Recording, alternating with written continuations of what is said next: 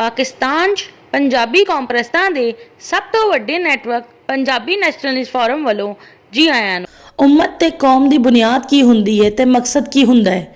उम्मत की बुनियाद मजहब हुंदी है, जबकि कौम की बुनियाद ज़मीन, जुबान, सकाफत ते तारीख हुंदी है।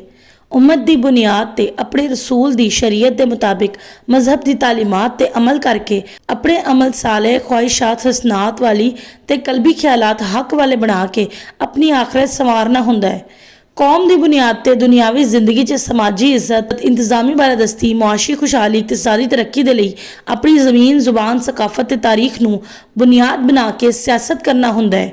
उम्मत च बहुत सारे कौमां दे अफराद हुंदे ने, इसलिए उम्मत दे अफराद मुख्तलिफ मुल्कां च रहिंदे ने, जबकि किसी कौम दे सारे अफराद ना किसी एक उम्मत का हिस्सा हुंदे ने ते ना किसी एक मुल्क च रहिंदे ने। एक उम्मत ते एक कौम दे अफराद बहुत सारे मुल्कां च रहिंदे ने, इसलिए मुख्तलिफ मुल्कां दे शहरी भी हुंदे ने।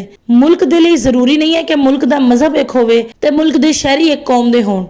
एक मुल्क च बहुत सारे मजहबां ते बहुत सारियां कौमां दे अफराद रहिंदे ने। सारे मजहबां ते सारियां कौमां दे अफराद इस मुल्क दे शहरी हुंदे ने। मुल्कां च नेशन स्टेट्स कौमां दे मुल्क नूं कहा जाता है ते नेशन स्टेट्स दी अकवाम मुतहदा च नुमाइंदगी हुंदी है। नेशन स्टेट्स दी सरहदां नूं आलमी सतह ते तस्लीम किया जाता है। हर मुल्क की वड्डी आबादी नूं इस मुल्क की कौम के तौर पर तस्लीम किया जाता है। इस वड्डी कौम की जुबान ते इस मुल्क की कौमी जुबान हुंदी है।